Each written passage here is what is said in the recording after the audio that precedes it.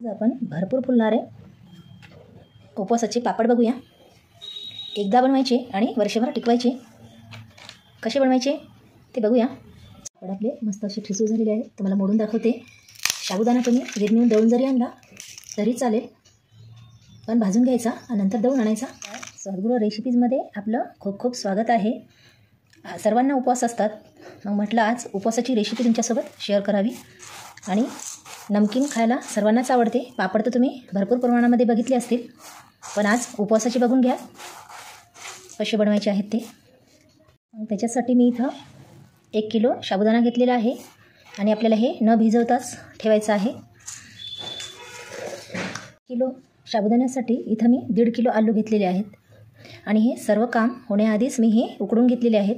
त्यामुळे काय झालं, हे जे आलू आहेत आपले असे मस्त कोरडे झालेले आहेत बघा. त्यासाठी आपण लवकरच आलू उकडून घ्यायचे. आणि मी एका आलूचे 2 काप केलेले आहेत. त्यामुळे आपल्याला हे साल जे आहेत असे पटकन काढता येतील, म्हणून आपल्याला 2 काप करून घ्यायचे आहेत. आता आपण एका कढईमध्ये हे साबुदाणा भाजून घेऊया. त्यासाठी मी मोठी कढई घेतलेली आहे. तुम्ही थोडा थोडा करून पण भाजू शकता. आता इथं कढई मोठी असल्यामुळे मी हे एकदाच भाजून घेणार आहे. आणि आपल्याला इथं रंग वगैरे काहीच बदलून घ्यायचं नाही. फक्त 10 ते 15 मिनिट आपल्याला याला छान असं गरम करून घ्यायचं आहे. आपल्याला इथं मोठा गॅस करून हे भाजून घ्यायचं आहे साबुदाणा. जर चॅनलवर नवीन असाल तर चॅनलला सबस्क्राईब करा आणि सोबतच बेल आयकॉनला क्लिक करा. तुम्हाला अशाच माझ्या नवीन रेसिपी बघायला मिळतील. साबुदाणा आता आपला भाजलेला आहे. फक्त 15 मिनिटच लागलेले आहेत मला याला भाजण्यासाठी. आणि गॅस मी बंद केलेला आहे. आता आपण थंड होऊ देऊया. साबुदाणा थंड होईपर्यंत आपण याचे साल काढून घेऊया. आपल्याला असे साल काढून घ्यायचे आहेत. हे आलू आपण असे बारीक करून घेऊया. साबुदाणा थंड झालेला आहे. आता मी हे मिक्सरच्या भांड्यामध्ये टाकून घेतलं. आता याला आपण बारीक करून घेऊया. बारीक करून घेतलेलं आहे. आता आपण याला गाळणीने गाळून घेऊया. गाळून घेतल्यामुळे काय होईल, जे कण आहे ते चाळणीमध्ये आपल्या राहतील आणि आपले पापड जे आहेत ते तुटणार पण नाहीत. त्यामुळे आपल्याला हे गाळून घ्यायचे आहे. पूर्ण साबुदाणा बारीक करून घेतला आणि याला गाळून घेतलं बघा. मस्त असा बारीक झालेला आहे. त्यामध्ये मी मिरच्या घेतलेल्या आहेत. आता तिखट तुम्ही तुमच्या आवडीनुसार घालू शकता. तुम्हाला जर लाल तिखट आवडत असेल तर तुम्ही हिरवी मिरची नका टाकू. जर हिरव्या मिरचीची करायची असतील तर तुम्ही हिरवी मिरची वापरा. मोठ्या कढईमध्ये मी साबुदाणा टाकून घेतला.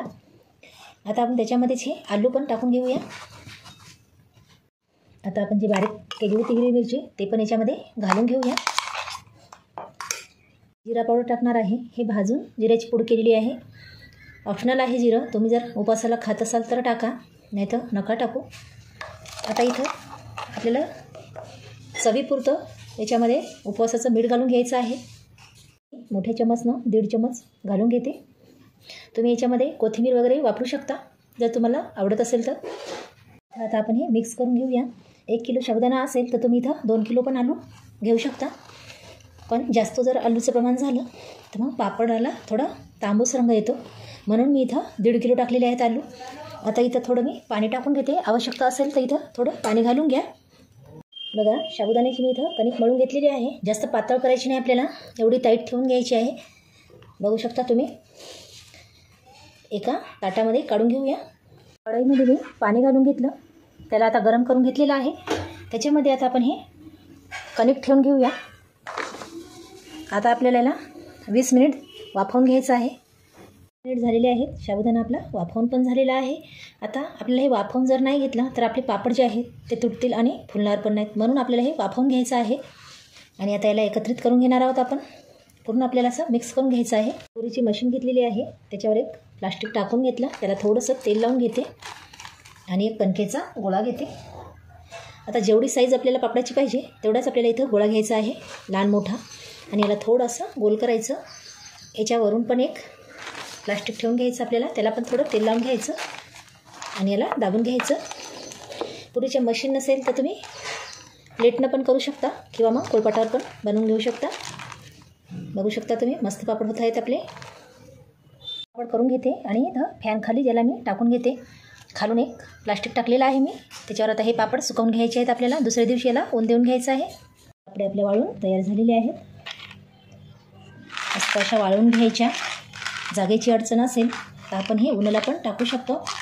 मग अशा वेळेला काय करायचं, सावलीमध्ये करून घ्यायच्या आणि नंतर उन्हाला नेऊन टाकून द्यायच्या. छान अशा वाळवून घ्यायच्या. म्हणजे काय होतील, छान वाळल्या म्हणजे आपल्याला हे वर्षभर टिकवायचे आहेत. त्यामुळे याला मस्त असं वाळून घ्यायचं. त्यामुळे याचा वास येणार नाही. जर तुम्हाला व्हिडिओ आवडला असेल तर चॅनलला एक लाईक करा, शेअर करा, सबस्क्राईब करा आणि बेल आयकॉनला क्लिक करा. पुन्हा अशीच तुमच्यासाठी एक नवीन रेसिपी घेऊन येईल याच वेळी याच ठिकाणी. धन्यवाद.